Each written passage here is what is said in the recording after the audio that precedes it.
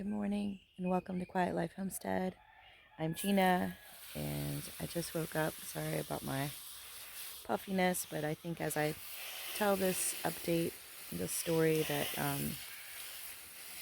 it'll be obvious why I'm watering some plants, so don't mind me.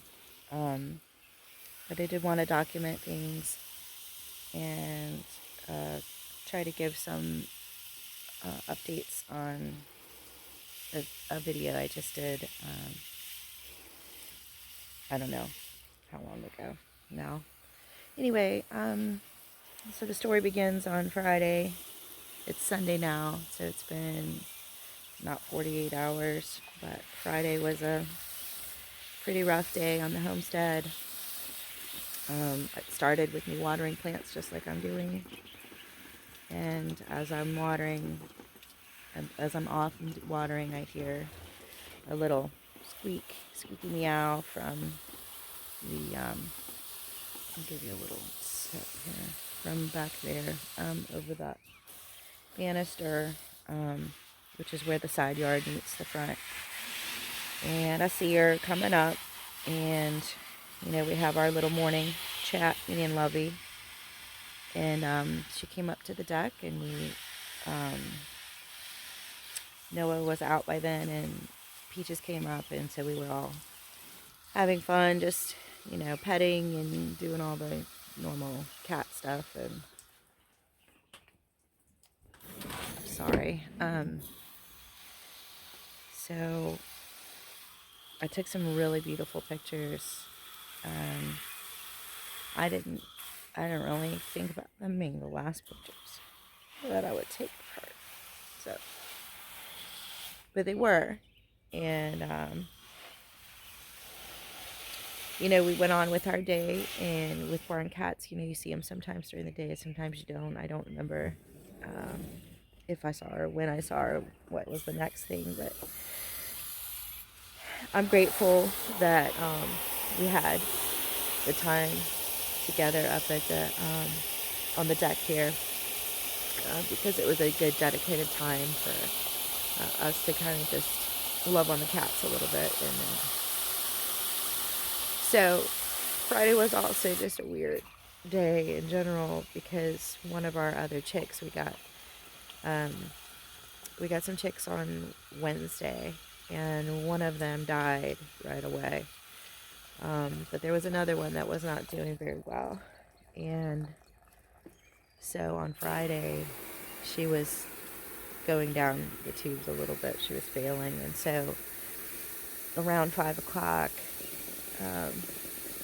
we were inside dealing with the chick, trying to save her. But while that was happening,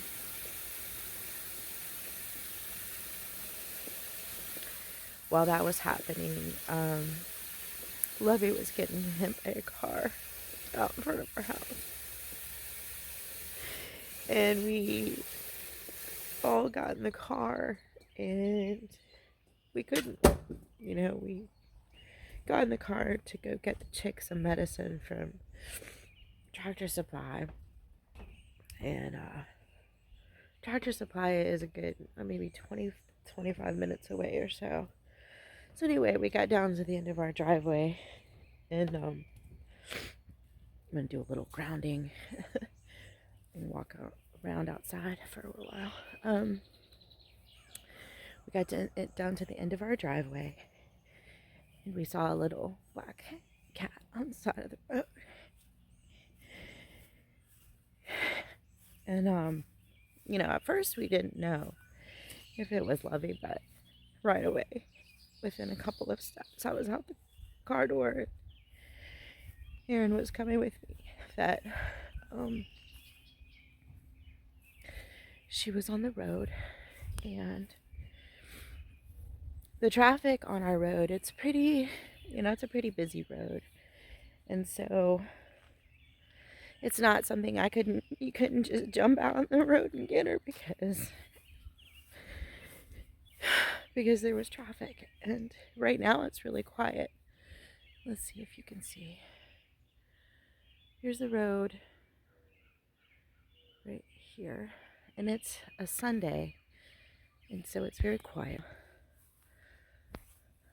But on Friday nights, um, on Friday nights, it was pretty busy. And so we're at the end of the driveway.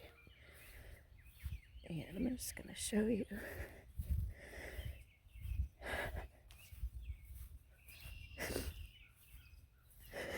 I still can't really believe it. So it's kind of like a really weird bad dream that we had, you know.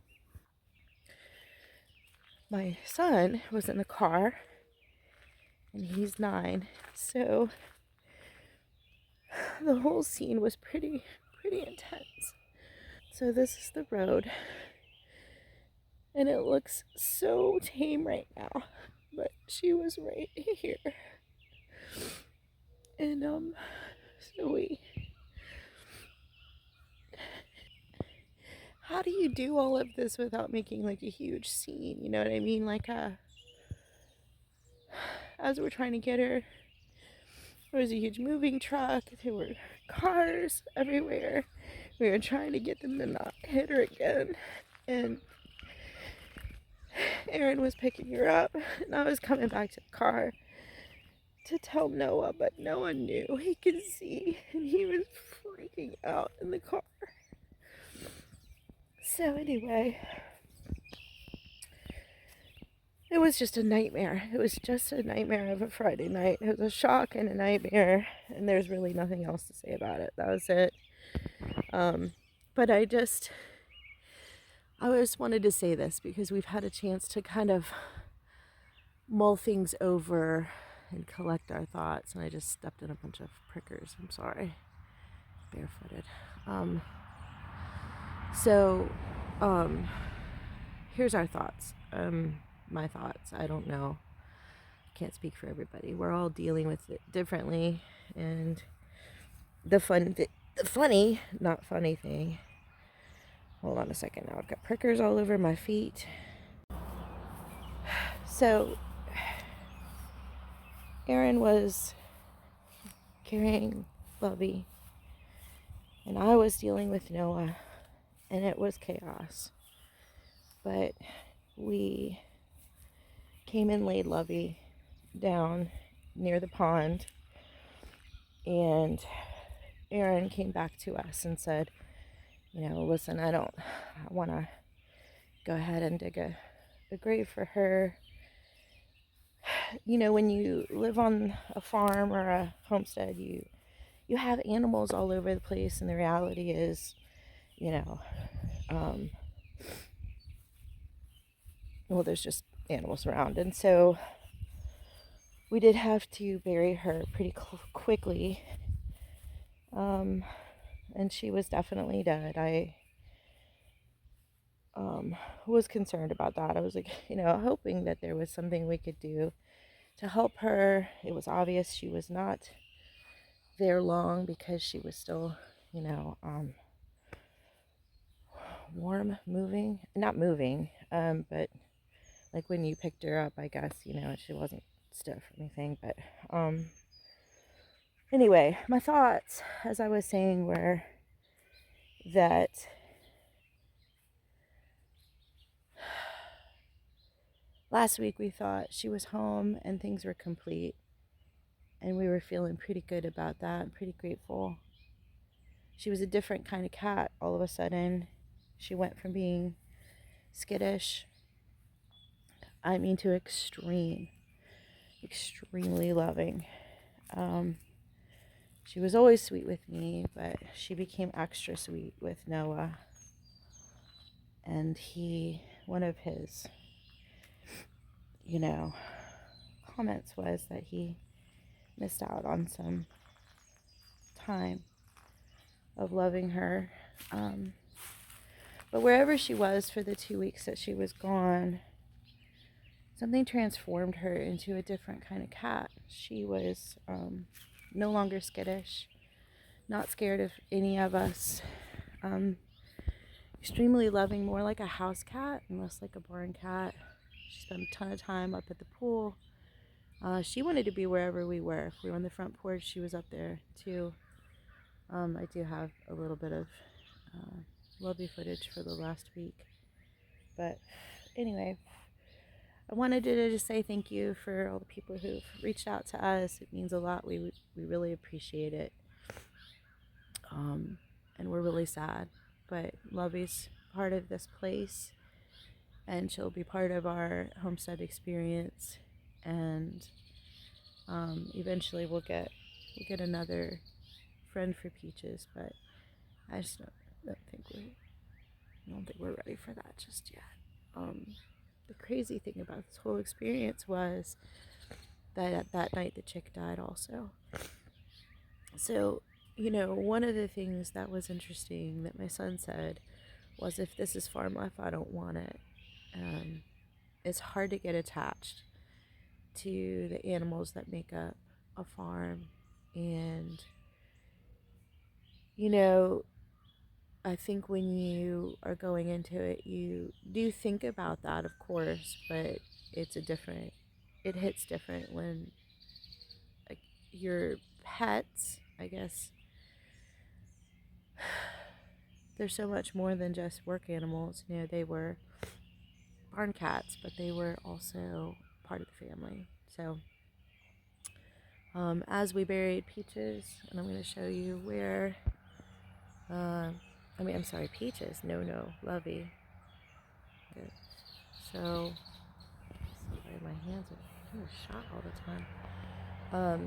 Well, Lovey Peaches, her daughter, sat right here the whole time, which is a very unusual place for her to sit. And she sat in such a way that she was looking over at us, but I don't think she was quite willing to come over. Now, I don't know if she explored over here when we were back at the car talking or what, but this is the spot where Lovey is. There were other animals that had been buried here before, I think. I don't know if they were sheep or whatever, goats maybe. She was a goat farmer. So it's a nice, pretty spot. And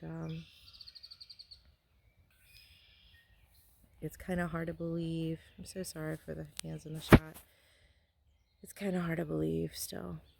So we're still absorbing it all. But again, thank you all for people who've reached out to us in general, and just family. My side of the family has really been critical, and they've talked things over with us and helped us pray and stuff. So it's been good. My sisters have been extra wonderful. And anyway, we just wanted to say, I just wanted to say, because I've thought about this question, was it better for her to be gone that 2 weeks and then not come home ever?